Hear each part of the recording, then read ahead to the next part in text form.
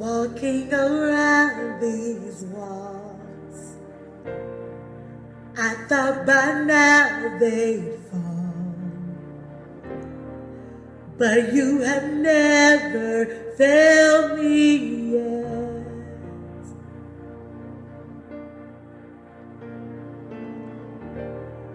Waiting for change to come,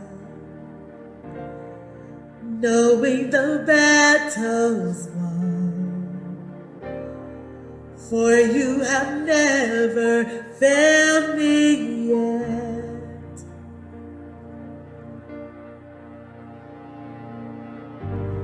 Your promise still stands, great is your faithfulness.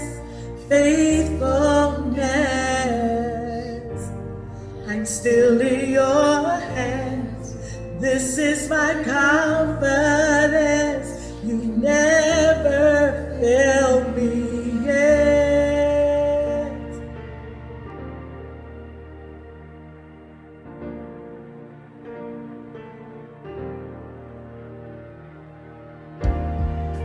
I know the night won't last. Your word will come to pass.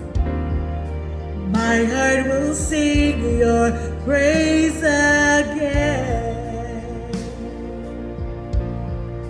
Jesus, you're still enough. Jesus, you're still enough. Oh, so keep me within your love. My heart will sing your praise again. Oh, promise still stands. Promise still stands. Great is your faithfulness. Still in your hands. Still in your hands. This is my comfort. You never fail. the promise still stands. Great is your faithfulness.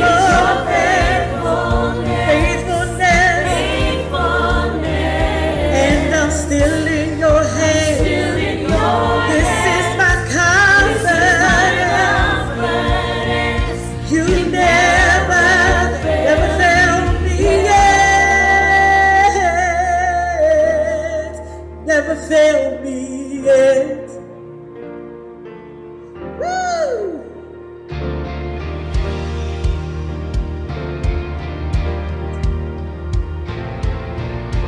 Stated on your word, you never failed me. You've never failed me. I'll trust you, God, and I'll trust you, God. I see you move, you move the mountains, and I believe I'll see you do it again. You made a way when there was no way.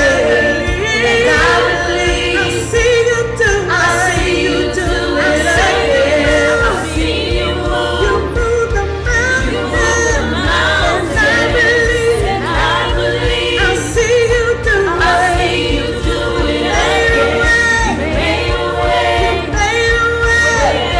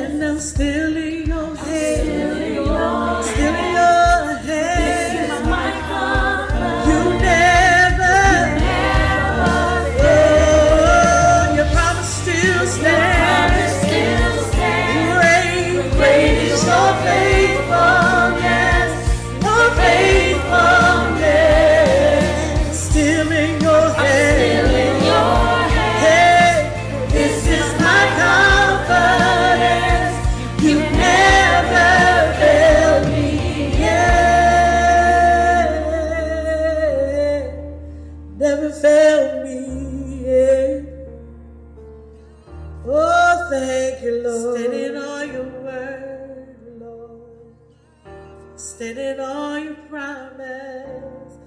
I never will forget. You never failed me. Yeah.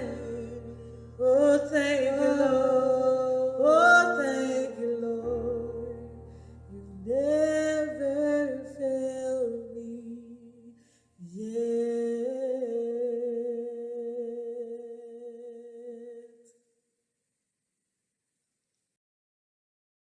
Good morning, everyone.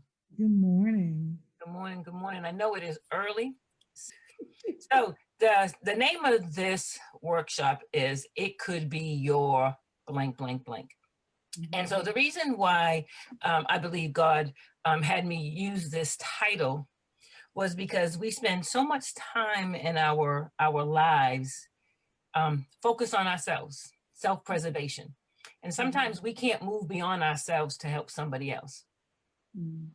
And so we will come to the rescue for things that we really care about or we understand, but those things that we seem gruesome, unimaginable, maybe even a falsehood or a lie, we don't take the time to investigate. And so today we're going to look at human sex trafficking, not from a national global perspective, but more in a community local perspective, because in order for us to impact this travesty in any way possible, and all of the elements that are associated with human sex trafficking, which is, you know, prison reentry and juvenile addiction and drug addiction and domestic violence, all of those elements that attach to human trafficking, we really as a community can't mobilize and gather together unless we realize it sits with us.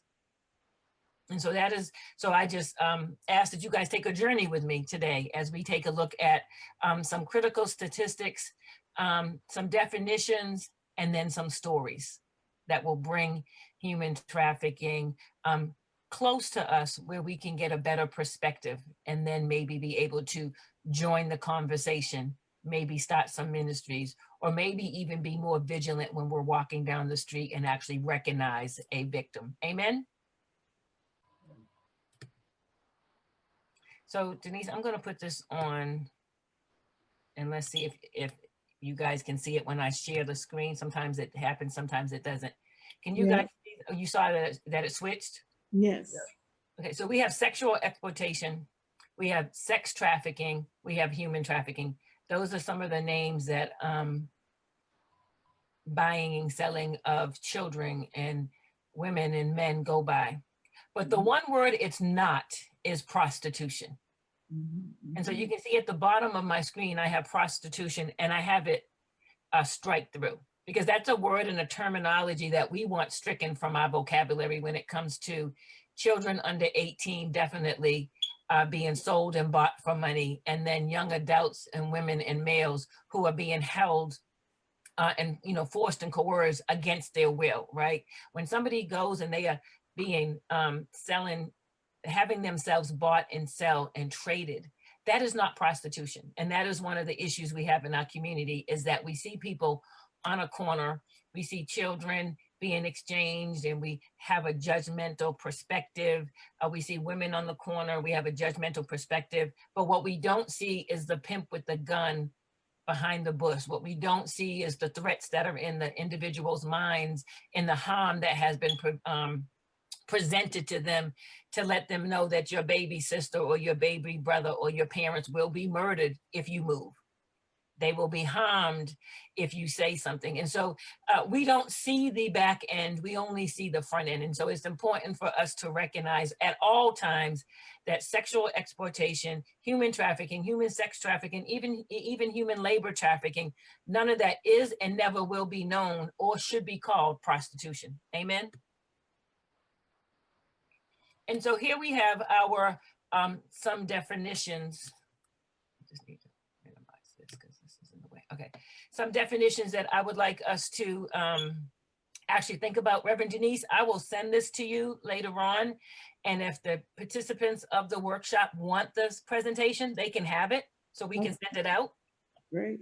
And so human trafficking, in a nutshell, is a modern day slavery, S-L-A-V-E-R-Y, no nuts and bolts about it.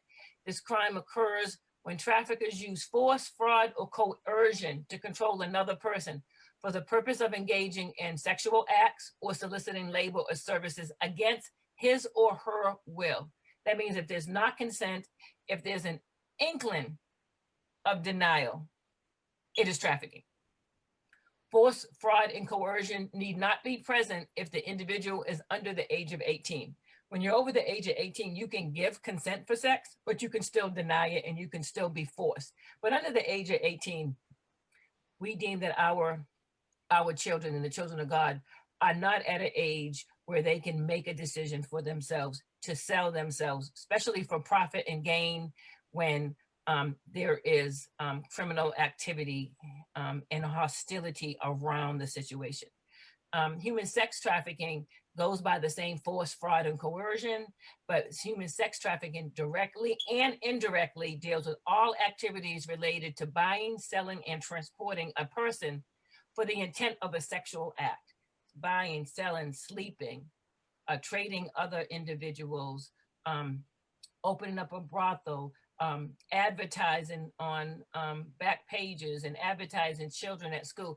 Anything that deals with an activity to sell a human being for sexual acts is human sex trafficking.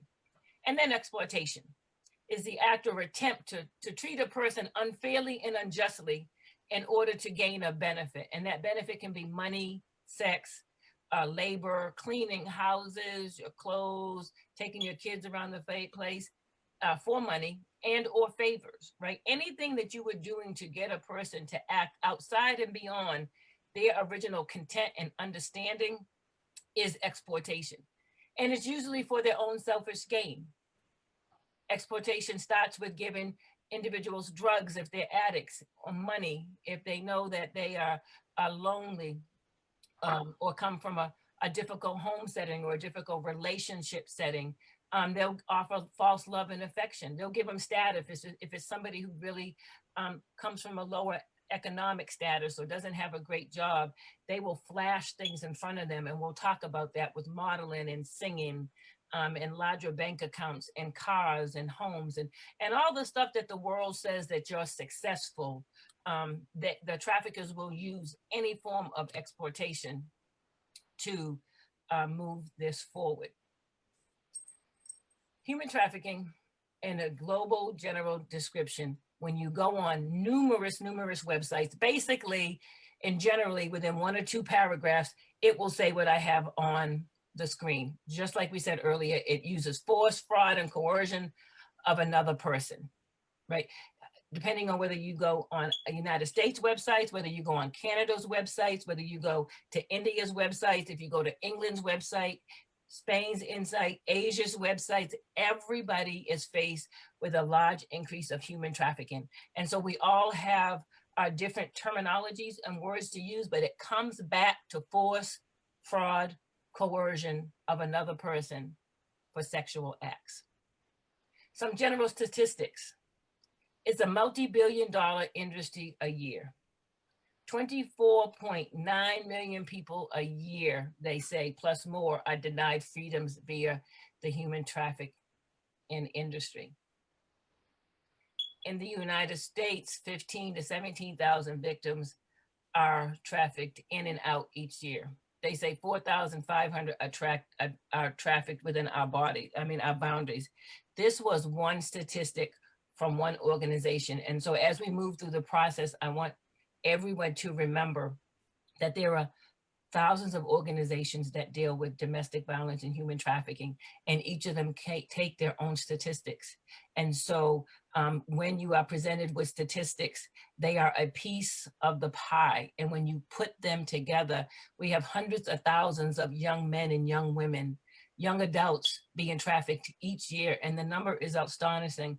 And the most detrimental perspective at all is that there are still many, many, many, many more that go uncounted. They don't come forward. They die in the hands of their traffickers, so we're not even allowed to count them, and or they're afraid to come forward. Human trafficking is a crime that is hidden in plain sight. I've done a couple of conferences on hidden in plain sight because it's right in front of us and people don't recognize it. It's everywhere and it's anywhere. Sex trafficking can occur in hotels and motels, brothels, private homes, massage parlors, truck stops, even in your house, even in your church, even in your parents' house, even in your parents' church. Human trafficking is the second largest and fastest growing industry in the world. It generates an estimated $32 billion in profit each year. And that's only the money that we're allowed to count. That doesn't count the money that goes in the pimp's pocket. It doesn't count the money that goes into the pimp's pocket and those that are actually running it from behind the scene. We don't get to count that money.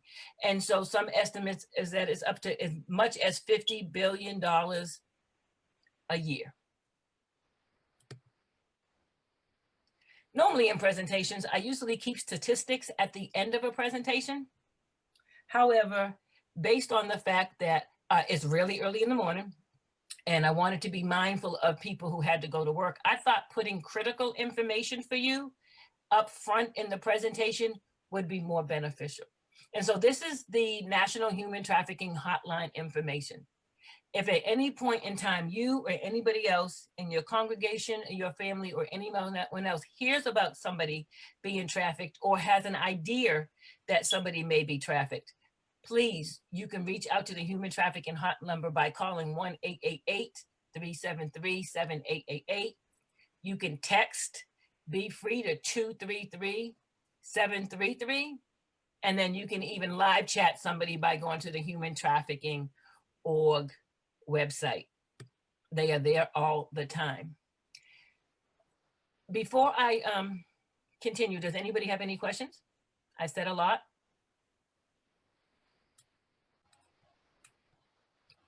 Okay, we'll continue. So this is the national statistics of one organization, right? This is a human trafficking website, national website run by Polaris. And so this is just one call bank that I chose to share with. And this basically shows you for the year 2019, they had 11,500 human trafficking cases reported just to them. They had 48,326 contacts.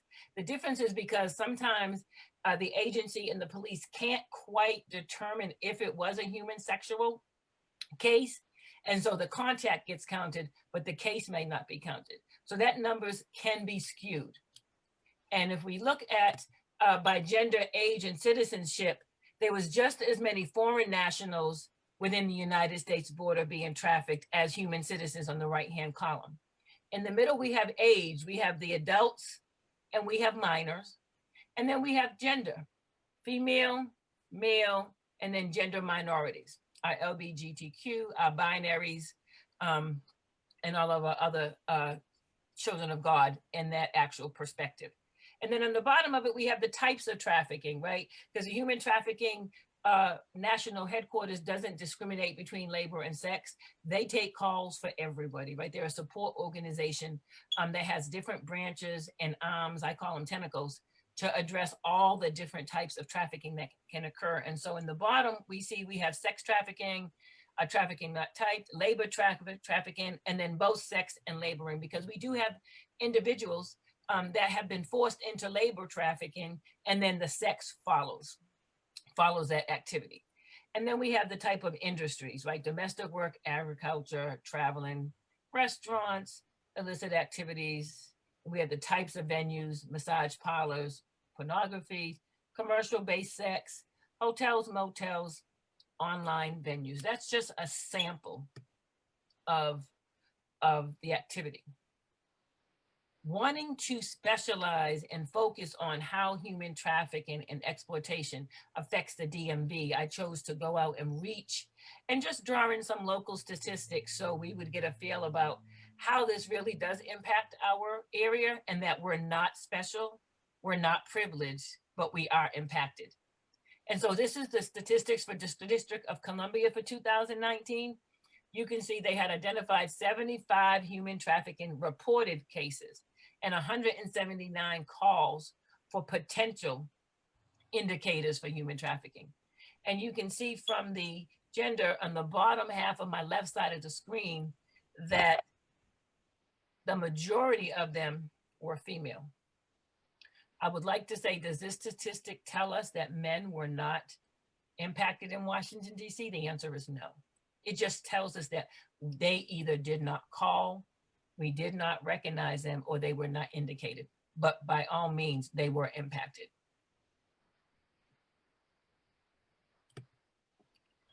And then we go to Maryland, my home state. Are we special? No. Are we able to ignore human trafficking? Absolutely not. We had 187 cases reported, 533 contacts. And if we look to the left-hand bottom side of the screen, we will see that we had 159 females, 23 males, gender minorities, 3. Again, Maryland is in the same perspective as Washington, D.C. We report what we know, and the unknown still goes unreported. That hurts our statistics, and it hurts us to bring awareness to how large and how devastating this travesty actually is in our area and our community. And lastly, Virginia. Virginia, 189 trafficking cases, reported 555 contacts. They're similar to Maryland, 153 female, 23 male, 3 gender minority. Again, there are thousands of cases in each of the DMV areas that we know nothing about. There are thousands of cases in the DMV area that we know about, but that those victims, those survivors, their families choose not to come forward as a hope of not being identified and not being trafficked again. Another area, the human, for help, for anybody, for churches, for ministries, for clergy, for doctors, for lawyers, for anyone that impacts or has an impact indirectly or directly with human trafficking, can always reach out to the Human Trafficking Resource Center. The number is on the screen, 1-888-373-7888. They have a vast amount of resources. And the best thing about the Human National Trafficking Network, their website, their chats, and even their telephone calls, you don't have to be accurate. What they want you to do is report all and everything that you see. It's okay if we're wrong. It's okay if we identify someone that we think is being trafficked and it ends up that there's just some other difficulties, but they're not trafficked. But it's better that we identify somebody and allow the proper resources to come in and support that individual than not to report it because we second guess ourselves and that person continues in the life because nobody said anything.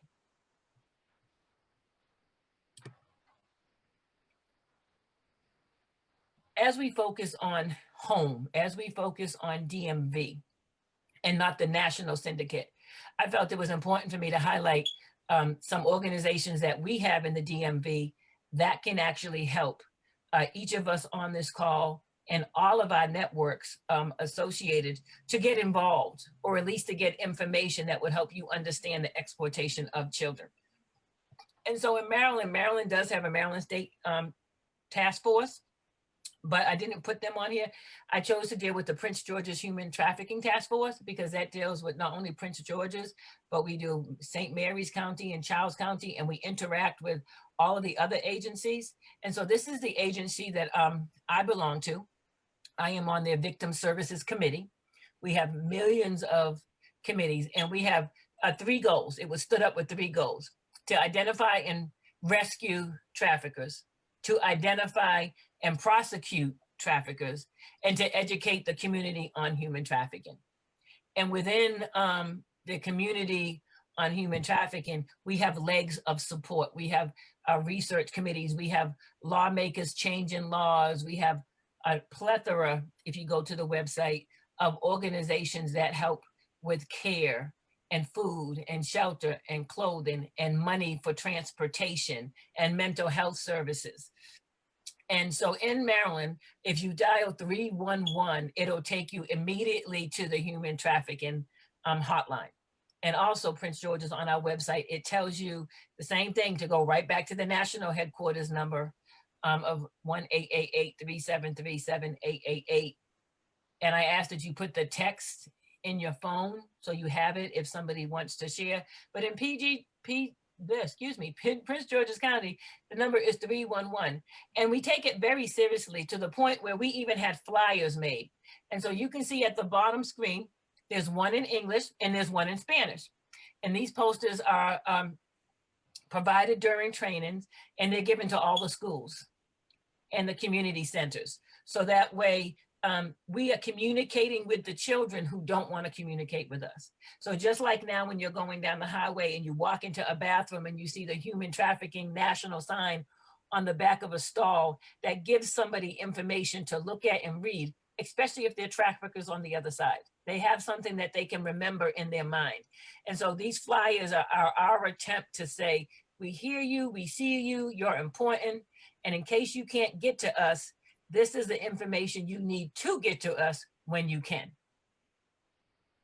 And so this is our Prince George's County. Then we have NOVA, Northern Virginia Human Trafficking Task Force. So in Virginia, they have stood up the same human trafficking task force. Their website looks different. They have basically the same type of resources that Prince George's County has in Maryland. It just looks differently. They have a great organization, and they fight and stand up for the rights of girls, boys, young adults. They have benefits, they have programs, they do the same thing that we do. They have legal resources, medical resources, social workers, they have churches in their network, they have public assistance programs. So they come together and they work. And if you notice, for everything that I will show you, as you can see up in the right-hand corner of my screen, everybody on all their pages will always have the National Human Trafficking Hotline number and the text number. So when you're looking for information, the great thing to know in DMV is that you may hit the wrong website. You might be looking for NOVA and Prince George's County might come up, or DC might come up, or another organization come up. But rest assured, what you can be assured of is that everyone will have the national number for you. So if you can't find the site you're looking for, you will always be able to find that number to actually call and get ladies help. Question? Nope, okay. And then we have a local Washington, DC area. Washington, DC has a phenomenal human trafficking organization. The Attorney General, like the Attorney General for Virginia and Maryland, are wholeheartedly behind it.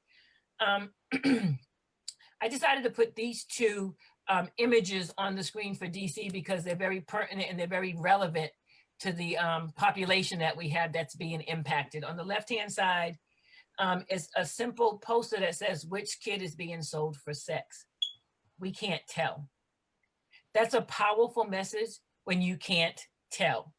And so this is to let you know that stop judging and stop thinking that you just might be able to look at a young boy or a young girl or a young adult and say, yeah, they're trafficked, because we don't have an idea what they look like, because they look normal. They're human. They look like us. They walk like us. They talk like us. They love like us.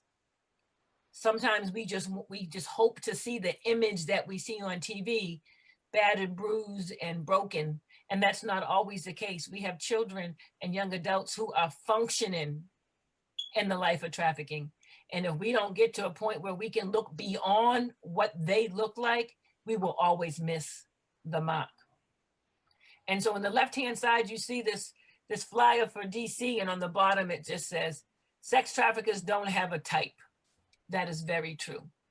And the moment we learn that as a community, that there's not a type, we will be better off on fighting human sex trafficking. And in DC, again, they have the help desk number for the National Human Trafficking site, and they have their email address. On the right-hand side is a phone, a modern day smartphone. And this is a sample of a text between two individuals. We don't know if it's a boy. We don't know if it's a girl. We don't know if it's heterosexual. We don't know if it's homosexual. It doesn't matter. What matters is it's a human being. And so we have two human beings in a conversation, and basically saying, hey, he was my boyfriend and he treated me, he made me feel special. I knew that he loved me and I wanted to hang out with him. So he took me to a party. But when they got there, he told him or her, they were kind of broke and they needed to make some money. And so here's the force and coercion coming. So he put her up for sale. And mentally and emotionally, they didn't think that they had a choice. Now he doesn't love me.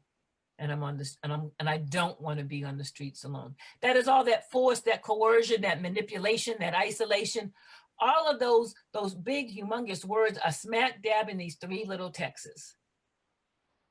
I felt special. He needed money. He said I could help him if I really loved him. I didn't think I had a choice, so I did it. Or I didn't do it very well, and now he doesn't love me anymore. That's a lot to be said in those 3 little texts. And then in the bottom, you see somebody one of their friends who has been educated, whether it's in the school, whether it's in church, whether it's at home with mommy and daddy, or whether it's in the community. Somebody had educated this individual to let them know that those were the signs for sex trafficking. And you can see at the text, it says, I found someone to help me. That's telling us that this person was sexually trafficked as well, and they got help. And so this is very powerful because a teenager will look at it and they will read it and they will digest it in a way that us adults may not be able to digest information. And so this is one of the most powerful campaigns that actually exists out there today. And then we have the Department of Homeland Security, the Blue Campaign. The Blue Campaign is large. It goes across the United States, and it is powerful. They have presentations, they have training videos, they have fact sheets, they have posters and everything, just like the other 3 organizations. And where the other 3 organizations concentrate directly in DC, Maryland, and Virginia, the Department of Homeland Security takes on cases all across the United States. And it's a humongous campaign, working with the FBI and many other law enforcement agencies. And here you can see at the bottom of the screen, they have a different number for us, right? 1-866-347-2423. That's to identify stuff to law enforcement, to go right into the police, I say barracks per se, to get some immediate help. And then on the bottom of that, we have again our National Human Trafficking Hotline. And again, there's a major understanding that this impacts individuals that just don't speak English, right? And so it's critical in our fight against human trafficking that as literature continues to be built, that we make sure we address the numerous nationalities and languages that are spoken to make sure that we reach as far as we can. So this just happens to be a Spanish one, but there are numerous ones on all of the websites to bring people in. And so there are tons of more national and local organizations that I could have highlighted, but I just wanted to show the upper echelon of the organizations, because when you get into the Washington, D.C. Human Trafficking Organization, or the North Virginia or Prince George's County, or the Maryland State, they will give you all of the organizations that are necessary that you can join. Reverend Denise Strothers belongs and supports some. I support others. And so Dr. Vanetta Rathers, who is speaking tonight at 7 p.m., My Sister, My Seed, that's her organization. I'm on her board. She does work. She focuses on women and children. And so, excuse me, there are plenty of organizations that we can be involved in. And so myths and facts, I thought it was important for us to just take a few moments to take a look at some of the myths and facts that revolve around human sexual trafficking and why we tend to lean towards prostitution bent and not to the fact of a social travesty. Excuse me. First myth, human sexual trafficking does not exist in the United States. False. Studies have shown that more than 30,000 persons a year are trafficked within the United States. And we must remember that a larger population goes unknown and uncounted. Those whose lives were stolen to human sexual traffic definitely come from bad homes. That again is false. Greed and evil does not take the time to search for bad homes. Greed and evil kidnaps children from school and streets, using their honesty and vulnerability against them.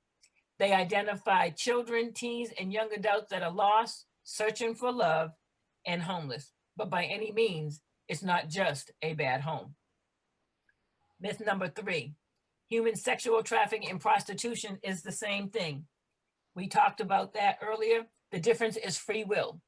Victims of sex trafficking are being forced against their will or tricked by another person to perform sex for money or sexual acts. Prostitution and sex workers may voluntarily perform acts for money, but they are not coerced. They do it on their own free will and their own free will. Myths: all human sexual trafficking victims are Asian or white. False. Victims of human sexual trafficking come in all races, all ethnicities, all sexual orientations, all gender identities, whether they're a citizen or not citizen, economic levels, and let me just say, a Democrat, Republican, Tea Party, or not at all, atheist, agnostic, Christian, Jews, Hindu, Buddhism, you name it, they do not matter. Greed and evil will attack everybody. It does not matter.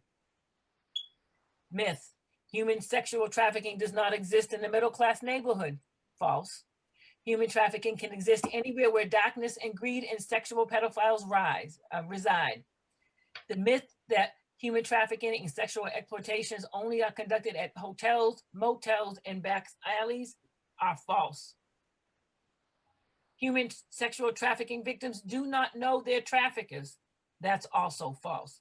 Many victims have been trafficked by their family members, friends, neighbors, teachers, coaches, and clergy. Myth: only young adult women and girls can be victims and survivors of sexual trafficking. False. Studies have revealed that as many as half of sex trafficking victims and survivors are males. Male victims are more hesitant to identify themselves and less likely to be identified and counted.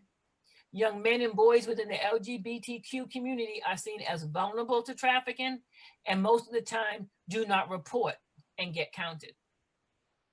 Myth: human trafficking involves moving, traveling, and transporting a person across state or national borders. False. Human trafficking sometimes is also confused with another social travesty known as human smuggling, which involves moving persons across the border for line. Human trafficking does not require the transportation of persons across city, county, or state lines. Although it does, sex trafficking victims and survivors can be recruited and trafficked in their own hometown, their immediate or relative families, and at school. Let me say that again. They can be trafficked in their own hometowns, their immediate or relative families, and at school, and may I say church, community centers, and rec centers. Myth: all commercial sex is human trafficking. That again is false. All commercial sex involving a minor is legally considered human trafficking. Commercial sex involving an adult in human trafficking is if a person is providing commercial sex and is doing so excuse me, against his or her own will, resulting in force, fraud, and coercion. As we have been going through this presentation, you can see that 3 words that ring clear throughout exploitation, trafficking, laboring is force, fraud, and coercion. One thing critical for us as clergy and doctors and lawyers and just community and citizens is that we have to understand and recognize the signs of human trafficking. Because again, as the poster showed for Washington, D.C., we don't know what human trafficking looks like just from a person's physical perspective, and that we must stop that judgmental attitude. And so here are some signs, and these are just very few, because if you go to the numerous websites, if you study human trafficking, you will see that there is a plethora of signs that can be engaged, and they can be engaged based on age and culture and gender. But some of the signs that we should pay attention to is on the left-hand side of the sheet. I apologize. Physical, we have branding and scars, burns or tattoos. Not the tattoos that we have on our bodies that's just normal, but tattoos that actually look like bars, or tattoos that you see on multiple people that look identical. That lets you know that that's some type of branding.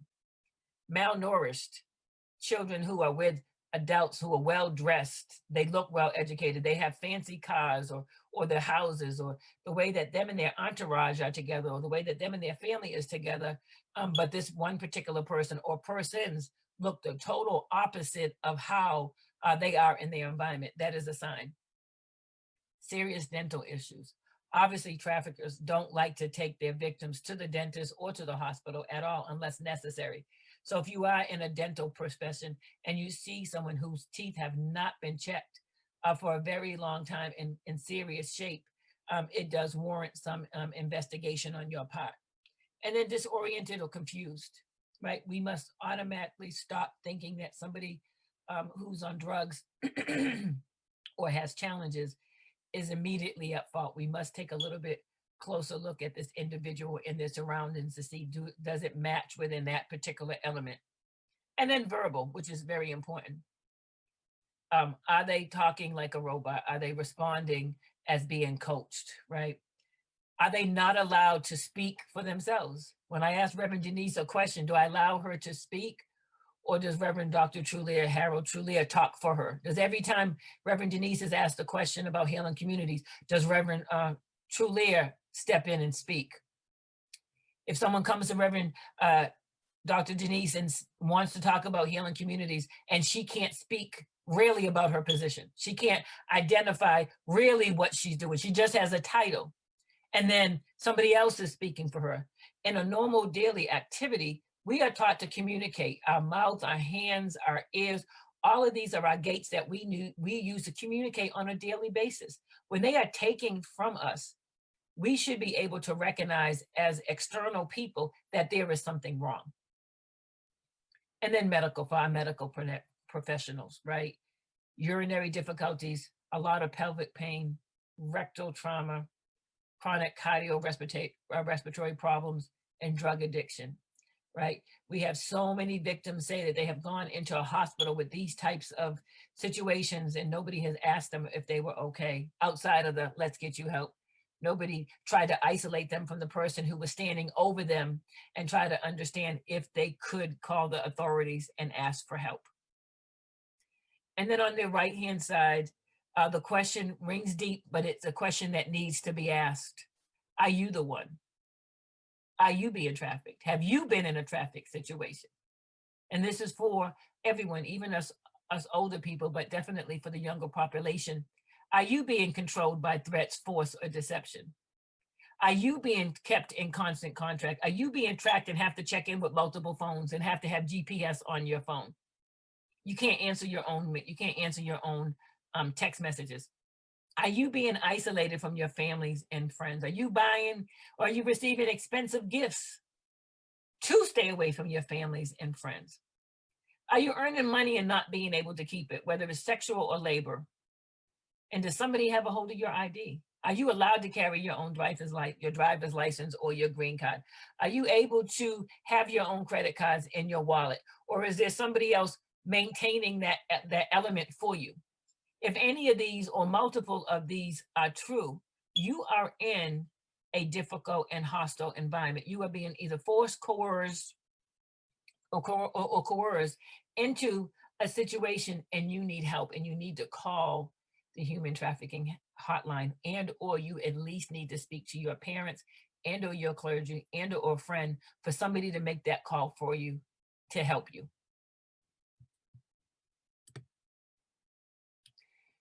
Here again is just another chart that I grabbed off of one of the national sites just to give you another different perspective, right?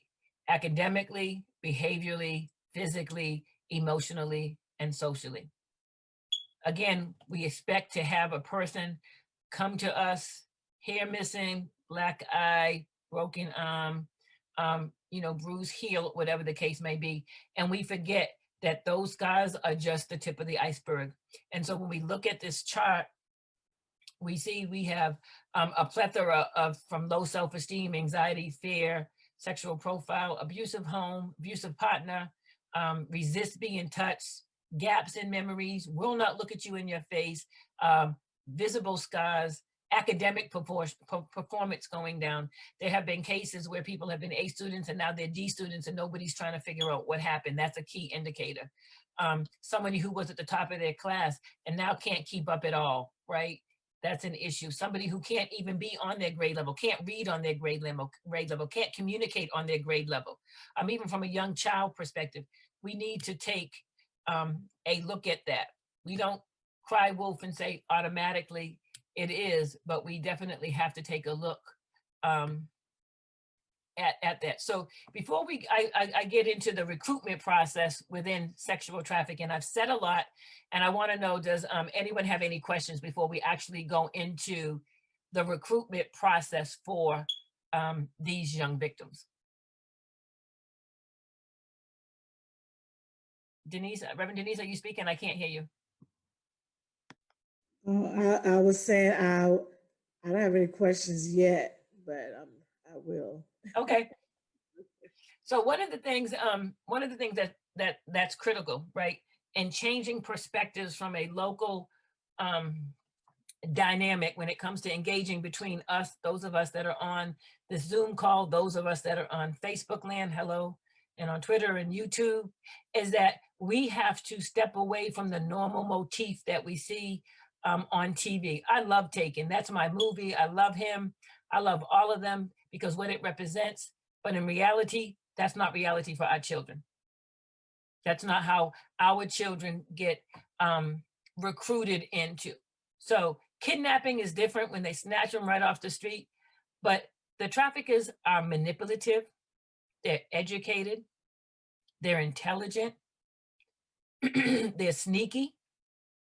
And there is a process to them recruiting children and young adults to become victims. It's not a, hey, Reverend Hollie, I just want to sell you. That is not the case. And we have to stop that motif. We have to stop that thought process and stop sharing it. And we have to begin to educate each other on the process. And so there is a recruitment process. And it is 4 stages. And so I put the basics of each of the 4 stages on the screen, but just please understand and know that there are many more. So the first stage of recruiting is luring. That's the introduction to the person or persons that have been looked upon, a young lady, a young man, a young adult woman or man, right? They're introducing, they are assessing the vulnerabilities, they are assessing the vulnerabilities of the persons. They are inquisitive. They're asking lots of questions, but they don't ask questions like we do when we're trying to get something out of our children. They're doing it lovingly. They're trying to figure out, where are your weak spots? What can I use against you? And so they're making those children feel extremely, extremely special. Special attention, showing up, where they're going, just wanting to say hi, know where their schedule is, know where they're going. They track their social media. They watch it all. Facebook, Instagram, Twitter, YouTube, TikTok. They follow them on dating sites if they're old enough, if they're 15, 16, 17. But TikTok, all of those websites that the kids are on, because that's how we live today for technology, they watch it. They don't tell them that they're watching it, and they don't tell them that they're being tracked. But what they do is they pay attention to their family issues. They're paying attention to the relationship issues that they have with a coach, with a teacher, with a parent, with a sibling, with an aunt, with clergy, with people in the community. They are watching and documenting the areas where they can come in and form a gap. And so this process doesn't happen in a week. Sometimes it takes months. I've known people to say that they were courted for 3 to 4 months and had no idea what was happening, right? And so once a trafficker identifies some critical information about this individual and feels like that this is who they want, and they can actually get what they call stable, right? A group of women or men who are going to be sold. They start the grooming process with this individual. So it goes from just, hey, finding out a lot of questions to, you know what? You deserve some special treatment. You deserve to get your hair done. You deserve to get your nails done. You deserve a better outfit. Hey man, your parents haven't been able to buy you some sneakers and you want to play basketball, so you need some new sneakers. You need the latest belt. You need the latest jeans, right? So they start with that special treatment, and then they boost their self-esteem. Where, from the luring perspective, when they figured out something was wrong, then the compliments and the boost is, let me help you get through. Let me help moving you now, because you're really better than you think you are. You're more prettier than you think you are. You're more valuable than what you think you are. And they're not getting it at home, or they're not getting it in the way that they need, because we all know as our children get older, you have that separation between the parent and children for a while about who knows best, right? Mother or children. And the traffickers are focusing on the viewpoint of the child. And so if and when there are places at home in relationships, they start to provide some safe places to hide. Let me meet you over here. Let's go over here so you have a moment to divest. Let me give you a moment, a place to get away, right? They're not snatching them. They're just showing them that they can be a safe place. They start introducing them to their friends and their family, whether it's a boyfriend or a girlfriend, right? And they begin to exploit the relationship issues, and they become the hero. This is where what they learned in the luring process becomes important, because now they take the issues that they know about, that they've heard from them and they saw on social media, and now they're becoming the hero. Let me protect you. Let me tell you what you need to do. Let me tell you where to guide you from. I'm going to be that person you can depend on. And then they use their dreams and goals and begin to offer opportunities. Oh, you want to model? You want to sing? I know people. I have connections. I can get you that job. I can help you get there. Your parents don't want you to do it. I'll help you. Once they finish with the grooming process, at some point, and it's different for each person and each trafficker, they move into the third phase, which is isolation and conditioning. This is where they begin to separate the victims, the young men and young women, from their families and their friends. They begin to find opportunities. The manipulation of the special gifts and treatments begin to change. It goes from no longer being free to being a gift. So that way they can recognize that the person is doing something special for them. And then eventually from the gift, it then becomes a favor, because now they're putting in the person's head that I'm doing you a favor. There might be something of a repay that you have to give me after the fact. You might have to owe me something in the future. So the same thing that was free in the grooming stage, including drugs, has now gone from free to a gift to a favor, conditioning them that something is going to be owed eventually.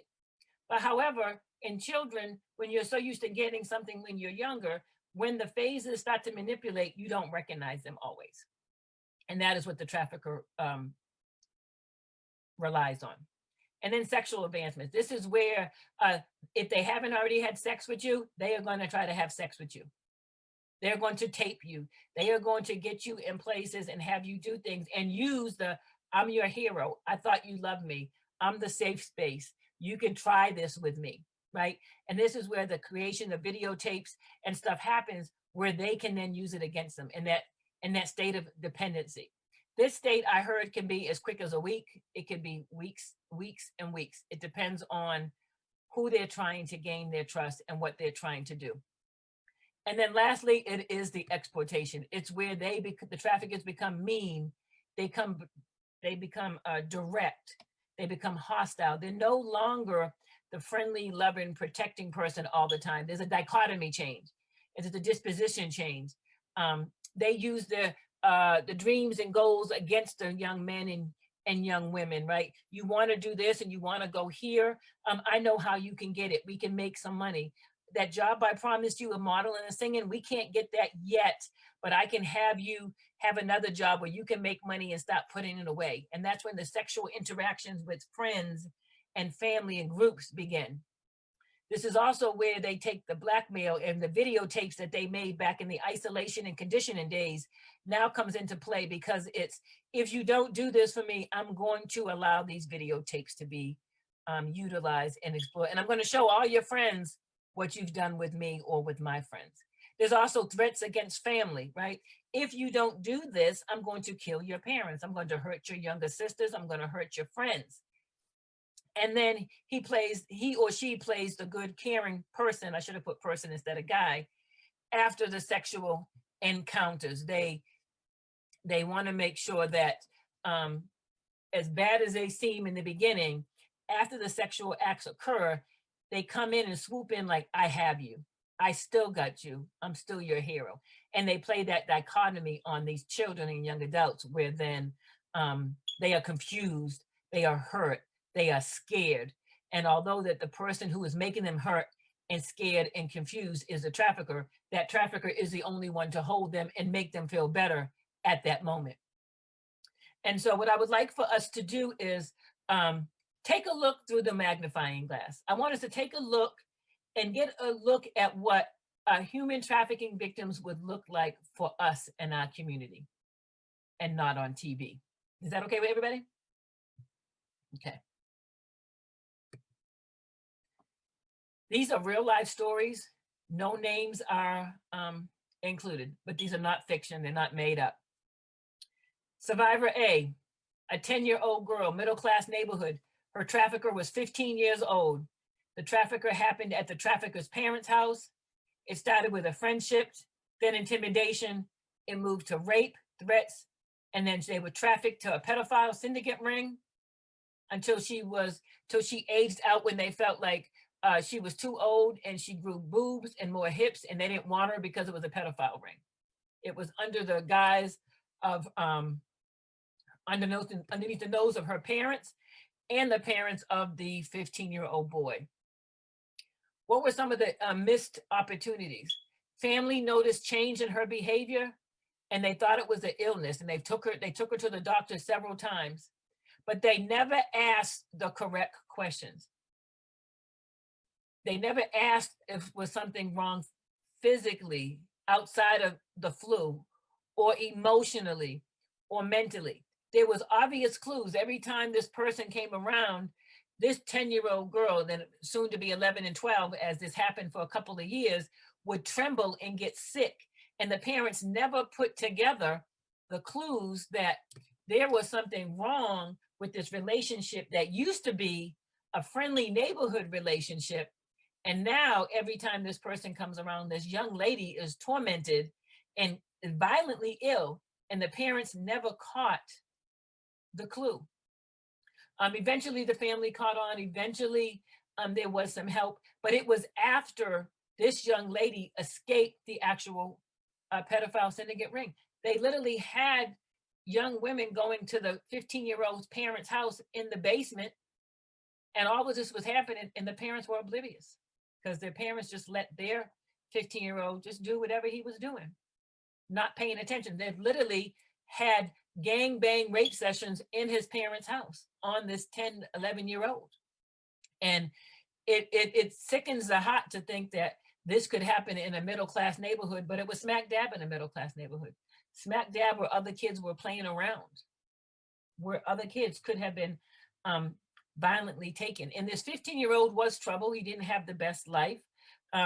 His parents were always working. So him not having the best life wasn't that they were poor, because his parents always worked. They just were never around. And so because they gave him all that he needed, or all that they thought he needed, he got into a group of people and began to make money. But a 15-year-old made money off a 10-year-old girl. That's challenging. And then we have survivor B and C, 12 and 13-year-old girl, another middle-class neighborhood. They were kidnapped by young men walking home late one night from one of their houses to another. Sexual advancement occurred immediately.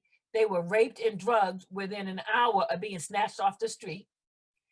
Trafficking occurred the same weekend. They were located in a house next to a club, and it continued for, I think, 3.5 to 4 weeks until their escape. Day, afternoon, and night, people were leaving this club and coming and having sex with this 12 and 13-year-old, and they just didn't feed them, but they continually gave them roofies and all kind of other drugs to keep them intoxicated. What was the issue here? No one in the neighborhood was paying attention to young children walking by themselves. There used to be a day and time when I would walk from down the street from one all the way down the street to the other, and my mother knew every single step I took and how long it took because the neighbors were nosy. They were looking outside. Hey, I saw Hollie walking down the street. Even when I tried to run away when I was little and thought I knew better and had my pillow in my bag, and I was going down the street for like, I don't know, I think half a mile, my mother knew before I even came back that I had already ran away because everybody was like, oh, we saw Hollie with a pillow and a bag. We don't do that anymore. We see children walking by themselves in the middle of the night. We don't look to make sure that they're okay. We shut our curtains because we're scared, but we leave our children vulnerable. And so there was nobody, if somebody was watching, nobody said anything. And then we had grown adults knowing, watching, and turning a blind eye, because there was people who were coming into this house and watching men having sex with these 12 and 13-year-olds and didn't do anything about it. Once you know better, you're supposed to do better. So when you see this, even if you're not physically participating in this act, you are participating in the act because you're complicit. And then providing drugs. You had grown folks willingly providing drugs to these children, 12 and 13-year-olds, for the benefit of your friends or others to have sex and have a good time. That is appalling, deplorable at best. But there was one hope, and I have it right down in the right-hand corner. One man finally realized how young, I won't say how old they were, how young they actually were. And what he did was laid out some new clothes for them, went to run an errand for the boss, and left the back door unlocked. This is a hope for us that says that even if somebody is in a horrific perspective, that if we on the battlefield keep training and keep educating and keep providing awareness, we can reach one person. And if we reach one person, that person could be this person that actually opened the back door for these young ladies, and they escaped. They had no idea where they were. They were running down streets. They were trying to figure stuff out. Ends up being they weren't too far from their home. But one person finally realized that these are not age appropriate and they're younger. And so I guess to save his life, we don't know what happened to him. We don't know if he was killed for this act or not, because, you know, traffickers are violent, but he did allow them to escape by just putting out new clothes, and he looked at the door. He didn't even say anything to them. He just looked to let them know that it was open or unlocked perspective. And then we have Survivor D, 13-year-old girl, middle-class neighborhood, kidnapped from the grounds of her middle school. She had lost her 13-year-old brother the week before. The trafficking happened at the end of a middle-class cul-de-sac. The trafficker was in the open. He had social media accounts. He had friends that had accounts. They drugged her. They intimidated her. They raped her. And there was threats against her and her family. Her family didn't pull back. Her family pulled in the community. Her family called on social media. They had rallies. They did everything they could, and she was rescued. They called the police in. There was a major police chase. The trafficker went one way, and his friends went another way, and they were able to actually get the girl from the friends. Some of the sad pieces of this story is that the police didn't take the initial report seriously, even when they identified the fact that we had this issue. They just said she hasn't been gone long enough for us to do anything. So police training needs to continue, right? And then once the trafficker was arrested, he was let go, and he kidnapped somebody else because the girl was so drugged, she couldn't remember being kidnapped in some of the incidences, so he got off. Another sad part was after the family came together and they got her counseling and they realized that some activity was happening, she was still struggling and they couldn't figure out why. To the left-hand side of my screen, I say end results. The 13-year-old girl shot herself in the head in front of her parents and died in their arms. And there she left her note that the trafficker who the police let go and did not arrest got a hold of her other social media accounts, and him and her friends were bullying her from social media and behind her parents. Nobody knew this was going on. And she said it would be better to die and to be out of her misery than have to live with threats of going back to sexual trafficking and or have her body displayed over the internet. This is a heartbreaking story, and her mother and her family are trying to change laws, and they're trying to get her story heard because she's not the one on the TV. She's just a middle school girl that was pulled off of the grounds, who was vulnerable because she had just lost her brother and was struggling. It was a little girl who, once rescued, rarely was not rescued. And so my question for us today is, and I do want participation because I'm not going to answer this question for you guys, is it could be your what? The question is, looking at the faces of these three young ladies, knowing that hundreds of thousands of individuals are trafficked, right? Homosexual, heterosexual, straight, gay, binary, neutral, it doesn't matter. Sexual orientation, it doesn't matter how they define themselves. We have individuals being trafficked continually. So I ask for those that are here on the Zoom call or those that are Facebook Live, Denise, what could this be? It could be your fill in the blank.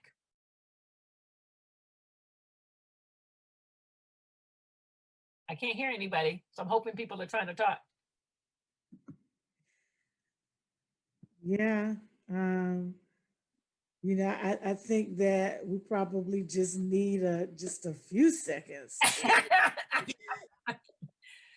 to digest that, because it's just so astounding that something like that could be going on in your home and you not know it. I mean the guilt that they're probably still working through, the parents are probably still working through as a result of that. And a lot of these stories, some of them I have heard. I think the 12 and 13-year-old being kidnapped, that was definitely reported on the news, and I guess it was that. I mean, it has happened numerous times, and I remember on the news where the mother, she was looking for her daughter, and it took them probably about 2 weeks to find her. And the girl she was in junior high school. She was kidnapped, and where they had her was not that far from the school.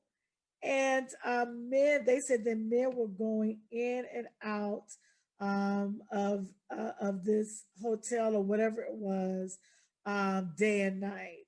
And so it's astounding, but it's real, and we definitely have to deal with it. It could be your daughter. It could be Yes. your son.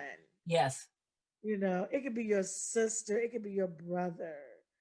It could be your parent. Your niece, your nephew. It could be anybody. It could be you. And that's the point, right? That is the critical point of the question is, it could be your, we can't get our community to fight this social travesty if you can't relate to That's right. the situations and circumstances that occur. We can't get people to come to services. We can't get people to do Bible studies. We can't get people to come to seminars when they believe that this issue is overseas, right? We can't get people to come to galvanize together and mobilize when you believe it's in somebody else's country, somebody else's state.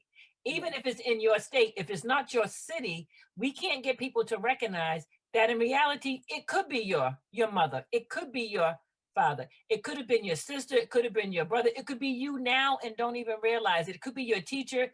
It could be your coach. We have to put a realistic face on this social travesty issue to recognize that it could be smack dab right beside you. Yes. Right beside you.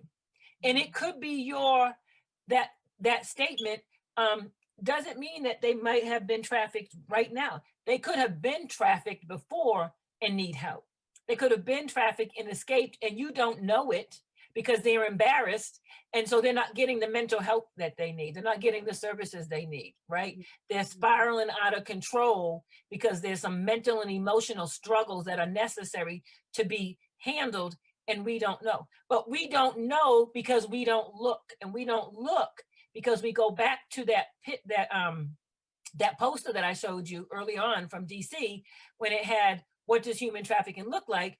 And there's every nationality on there, young and old, and there's this big circle around it because it doesn't look like what we think it does. It looks like that grooming and isolation and controlling and exploitation that we talked about. It looks like these young people being kidnapped and manipulated, right, into these situations. And so we have to have a realistic view of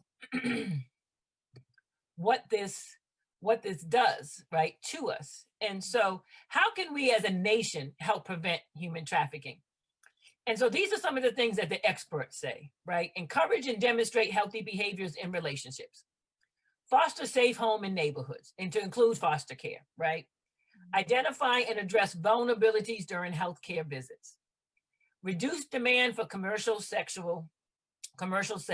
prostitution, and then end business profits from traffic-related transactions, right? Pornography, massage parlors, all of that stuff. Can we do this as a nation without the communities and the states? The answer is no. Because as a nation, it's all of us. And the states can't do it without the people in the cities. And the cities can't do it without the people in the community. And the community can't do it if us as individuals do not recognize the criticality of this situation. But from our perspective, my perspective, where I come from, I want to know what the Bible says about how we fight human trafficking.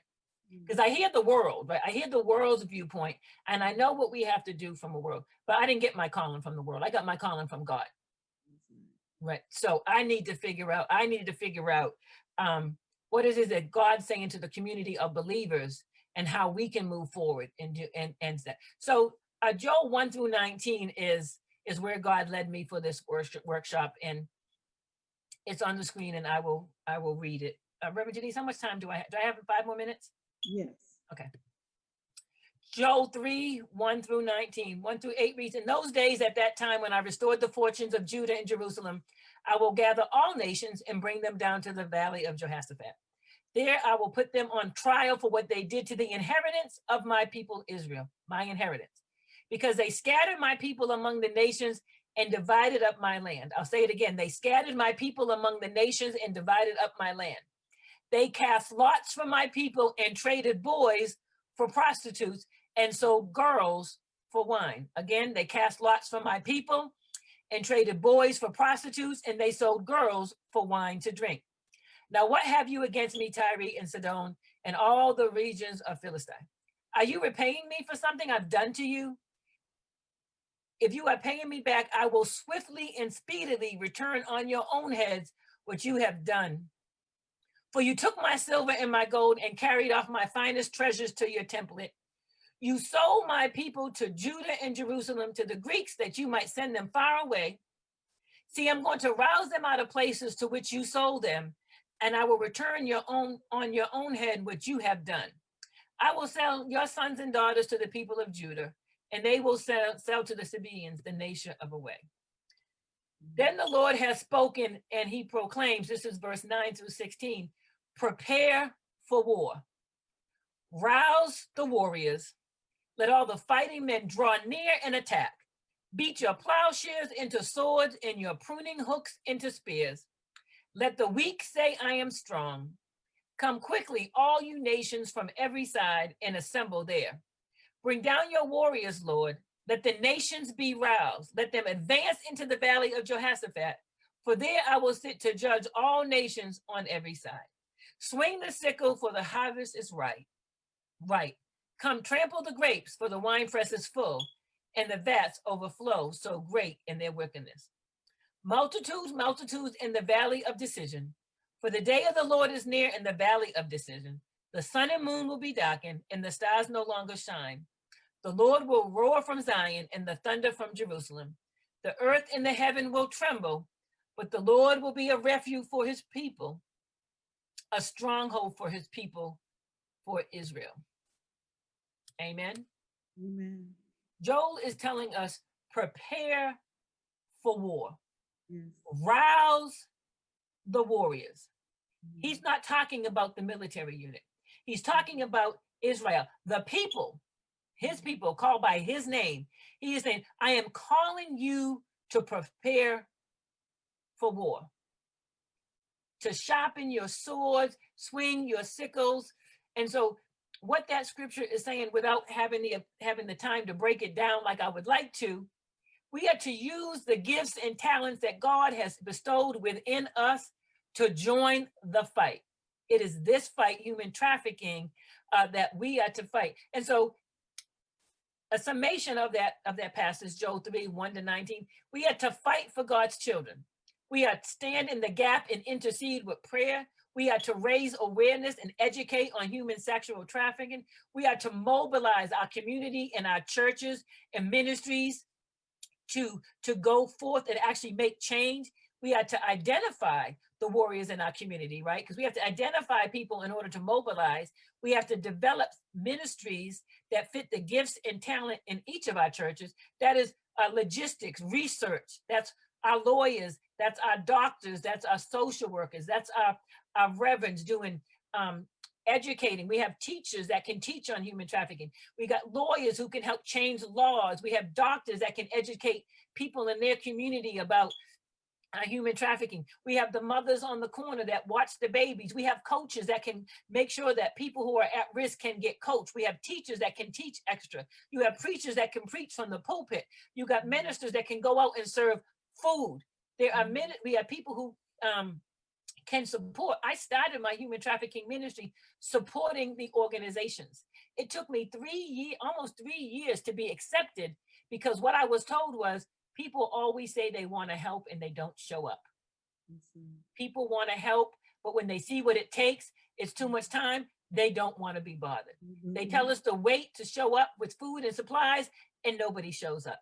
So we at Beloved Community Church, we had a lot of work to do before people actually allowed me into the Prince George's County Human Transport, before I was allowed to get with Fair Girls, before I was allowed to get with Courtney's house, before I was allowed to see the girls and the boys, before I was allowed to interact with them. It's a process. So we cannot develop ministries and think we're going to go straight in there. We have to go in there with the gifts and talents God has given us and develop. And then we must join forces with other churches and communities, like healing communities, like we're doing today. So then that way we can not only educate each other, but learn what others are doing. So that way we can be better educated. And then we have to support organizations that support survivors, because we are not equipped, or we don't have the authority to get actually up close with the survivors. So we support those that do. And so the last question again is, it could be your, it's another, it could be your. Does anybody want to take a crack at what this is, it could be yours is? Jennifer, Alfred, Reverend Serena. It could be my church helping out. It could be your church. Anybody else? It could be my nieces and nephews. I have 13 nieces and nephews. Right. So that The trauma of what you were talking about, my heart was in my throat when you were talking. It was just, it's just scary. It absolutely. And demonic. I'm sorry. No, very demonic. But that your 12 and 13-year-old nephews, I would place that on the first slide of It Could Be Yours. I would place it over there. This one is more, we're galvanizing now from Joel 3, 1-19. So what is it? It could be your, my church. Right, but within the church, it could be your, deacons, it could be your It could be, it ministers. could be your teaching. It could be your Yes, coaching. that's true. It Right. could be your law degree. It could be your Right. medical degree. Yeah. It could be your divinity degree. It Yeah. could be your social working degree. Right. It could be your child work experience. Your work It could be, experience. Right. it's you. This slide is basically to recognize that it could be you. Your skills as a teacher, as a preacher, as a principal, as a social worker, right? As a dean of a school, as a professor, as a coach, as a home aide. It doesn't, a funeral director. It could be anything. The gifts and talent that God has in you is you. It is your calling to move forward, and as we prepare for war against human trafficking, as God is calling the warriors to fight for this battle, he is saying is, it is you. It could be it is your gifts and talents that he has provided you as an individual to be able to fight with. He's not asking you to fight with something he didn't give you. He's not asking you to fight a cause that you don't understand. What he's saying is you mobilize you use your gift. If you're a teacher, you teach. If you sing, then you minister. If you're an intercessor, then you intercede. If you're a pastor, you preach and teach on human trafficking and sexual exploitations from your pulpit. If you're a preacher, then wherever you go, prison ministry, domestic violence, human trafficking, outside, inside, in the building, when it's your opportunity, you allow a way, you make a way for people to feel free enough. And the reason why this is significant, it could be yours, is that there was a grandmother whose daughter was ridiculed by the church for being pregnant, ostracized, demonstracized, treated like crap, even from the clergy. And guess what? She was a human trafficking survivor. She was impregnated by her trafficker. And if anybody within that congregation had an openness to understand or hear from the teenagers to figure out how she got pregnant instead of making judgment, not judging the grandmother and allowing the grandmother to come in and have a conversation with clergy or the ministry lead, then that conversation, they missed a great opportunity to help that young woman and educate the community. So it could be yours. It is our responsibility as a community to come together and open up those spaces that allow for dialogue. And so I would like to join you to come out to Beloved Community Church. I'm not sure if it's going to be virtual or in person, because we don't know what we're doing yet because of COVID. But on January 17th, we will be celebrating a National Slavery and Human Trafficking Prevention Month. We will have a corporate worship service. I am hoping that we have at least 50 churches and organizations join us. I will be teaching on human trafficking. We will have Reverend Denise Strothers will be there, and we will have the Prince George's County Trafficking Task Force as a member, and we are going to recognize Human Trafficking Prevention Month, and we are going to celebrate the survivors, because this is our call. This is the call that Joel gave us. This is the call God gave us through Joel, that we must prepare for war. We must rouse the warriors. We must sharpen our spears and swords, and we must be prepared to fight. It could be yours. It could be your family, and it could be your calling. Amen. Amen. Woo. My God. Thank you, Holly. Thank you. It was very helpful, especially the discussion here at the end. And it could be, and it should be, all of us involved. I'm a volunteer at a ministry locally that has just started a women's program. We for homeless women. We've got 12 beds in our home, and we're just going to be opening up hopefully in the next couple of months if COVID doesn't keep us too far away. And I think I know our director is very concerned about sexual trafficking, and I told her to attend this. I hope she does in one of your other sessions. Well, I am available for any discussions. I am available for any private teachings. That is my calling, is to teach and to educate. So I will go anywhere, or be any place that I need to do to help people understand that the close proximity of how human trafficking is, and trying to put a face on the lesson. I didn't put the title of the workshop yet for January 17th. Unless God changes it, it will be the two faces of God. Because the one thing I didn't talk about here that I will talk about at the session on January 17th is that the one thing that we fail to realize as human beings is that the traffickers use God against the against the victims, and we try to use it against the survivor, and the victim and the survivor are the same. It's just two sides. And so they're using God against them to say, this is what you're supposed to do. And we're saying, hey, God is here to help and love you. And we have to learn how to tie the dichotomy together, because in their minds and in their hearts and their souls, they have been beat down in church, taken to church, picked up from church, and no one has identified that they're hurting. And then when they finally escape, we want them to say, oh yeah, God is here. And their question is, but where was God when I was being beat and bruised? Yes. Well, I hope that you, if you don't do it, and if you do it in person, that you also maybe make it a hybrid as well and have. Oh, it definitely will be. It definitely will be. Because I would love to attend, but I would probably like to do it from home here. Oh, absolutely. My program is the Sojourner Truth Ministries in Williamsport, Pennsylvania. And Wonderful. I'm the trainer for the mentors.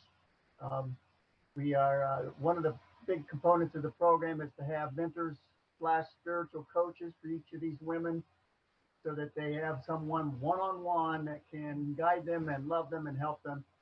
And we were just so excited to get this program off the ground. We took the parsonage that is attached to this church. It's an old church, but we use it. I don't know if you're familiar with Sojourner Truth, the lady slave. That's what our program is named. It's been in existence for a while, but we just renovated the attached parsonage to house homeless and at-risk women in our community. And we're really excited to get this thing off the ground. The community really came together. We got a lot of support from all the churches and from lots of contractors and everything else. This house has just really been renovated, and we just are so anxious to get going. But thank you again for your presentation. I'm excited. Well, my name is right there on the screen. You have access. You can email me. You can call me. I will be of support. However, I can be of support. Yeah, I don't know if our director's first name is Angelique. I told her about this. I think she will attend one. You're going to be doing this a couple more times today. Is that correct? Yep, Reverend Dr. Denise is at noon, and I don't know who's at 4, and Reverend Dr. Rathers is at 7 p.m. And if Reverend Dr. Denise, correct me if I'm wrong, but I believe that this is recorded and it'll be on Facebook, so they can actually watch it whenever they have time. Oh, but you're not doing another live one on sexual trafficking today. Well, the other 3 are on sexual trafficking, but they're from different perspectives. Oh, okay. I didn't sign up for those. I would probably like to. Is it possible to still do that, or? Yes, you absolutely can. You can use the same login. Okay. It's at 12, at 4, and at 7 p.m. All right. Thank you very much. Yeah, you're welcome. Does anybody else have any questions or any comments or any concerns?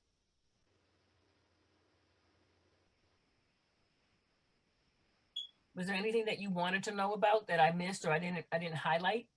Well, it's probably for another presentation, because it seems like it would be pretty involved, but I have questions about how this is all being affected or addressed, I guess I want to say really, during the pandemic, because I'm sure this activity has changed in the way it's being carried out, but that doesn't mean it's decreased.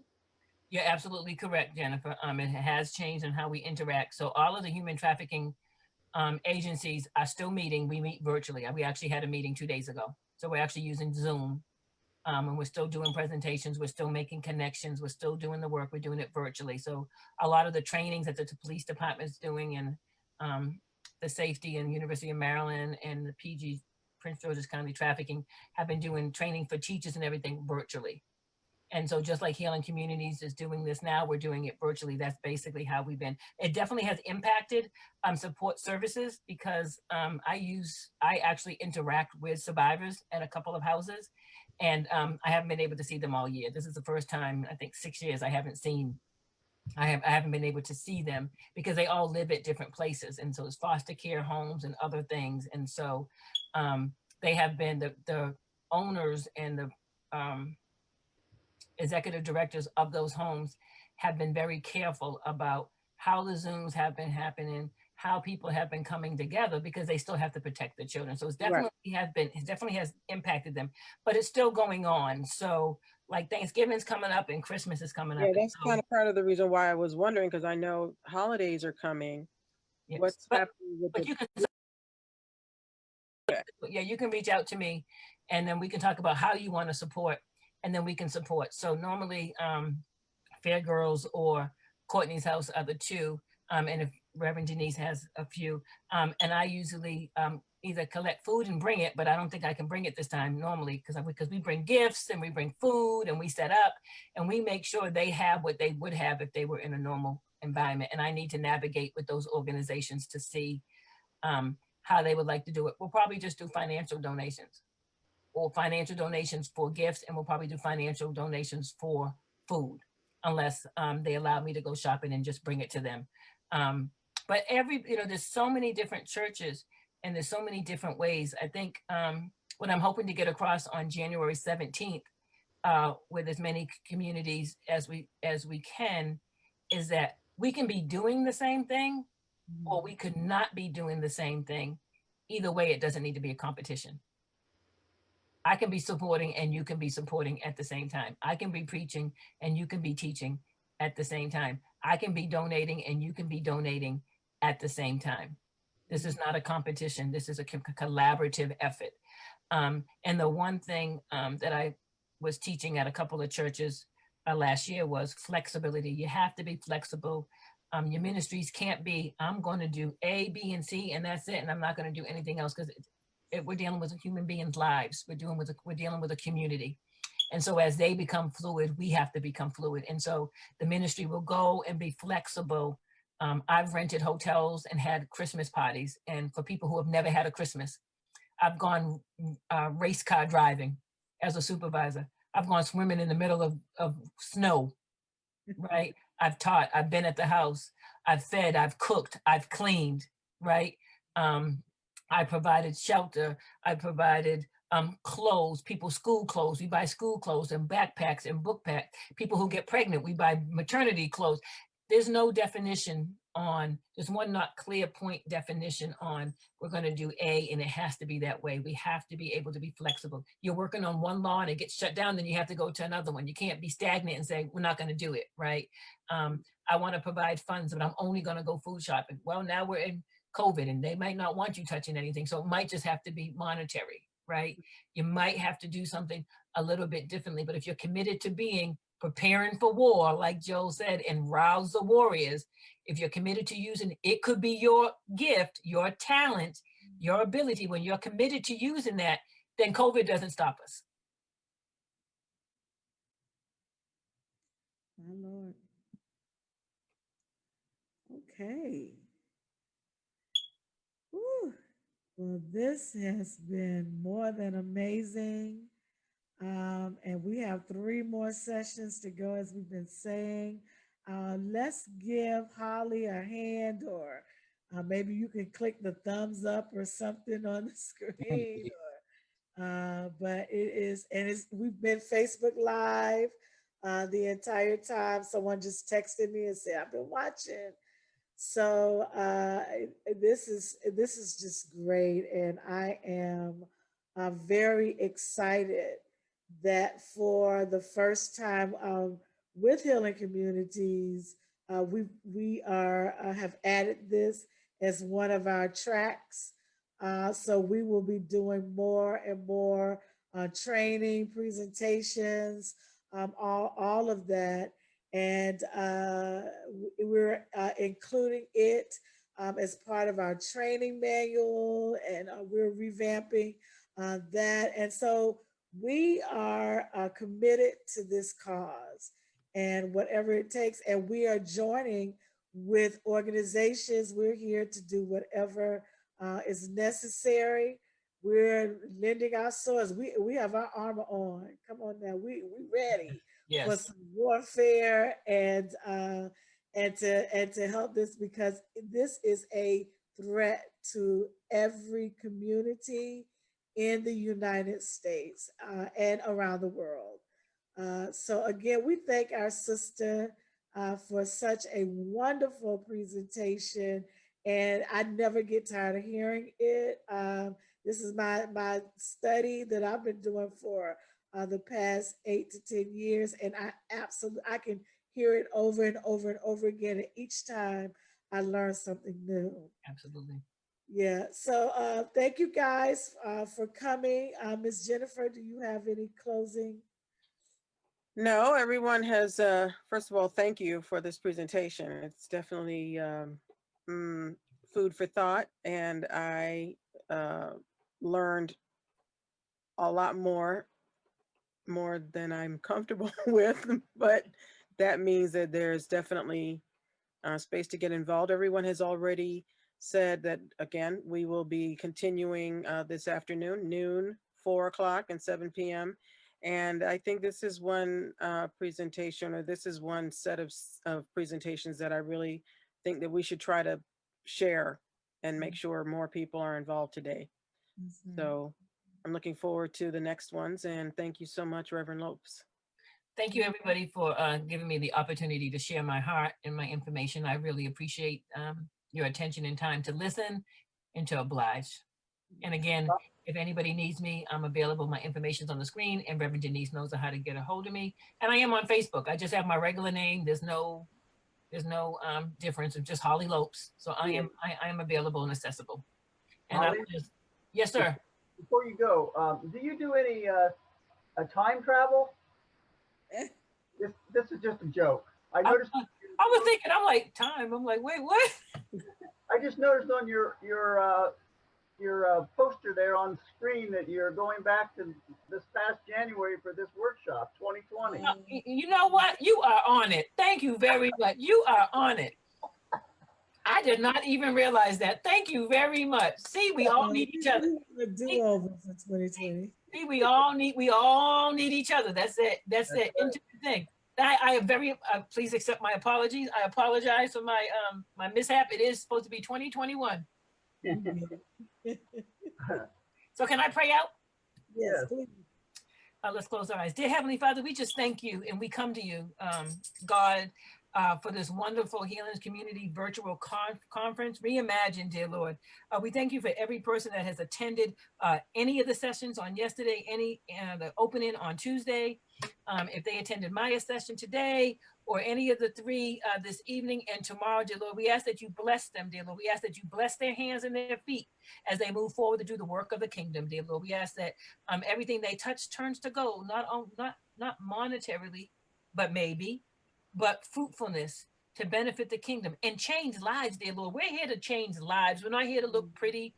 We're not here to shout and look good. We're not here to brag. We're here to impart education and wisdom so that each of us can become better at our craft, better at recognizing social injustices so that we can make an impact. We may not be the president, and we can't be up high changing some corporate laws and national laws, but we can change laws right here in our cities. We can change perspectives right here in our cities. We can change relationships right here in our city, dear Lord. And so we just thank you for all the knowledge that you are giving us. You're filling our cup, and we say, fill it more, dear Lord. Fill it till it overflows.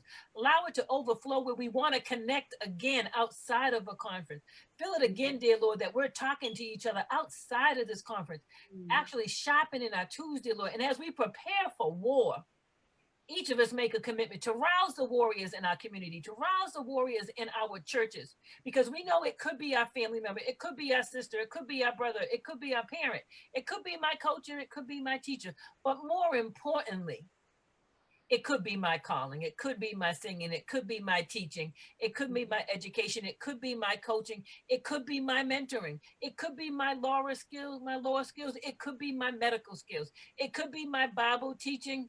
It could just simply be ministry of presence, sitting there to listen. It could be. And our answer is yes. We magnify you in everything we do, Jesus. And we all say, amen.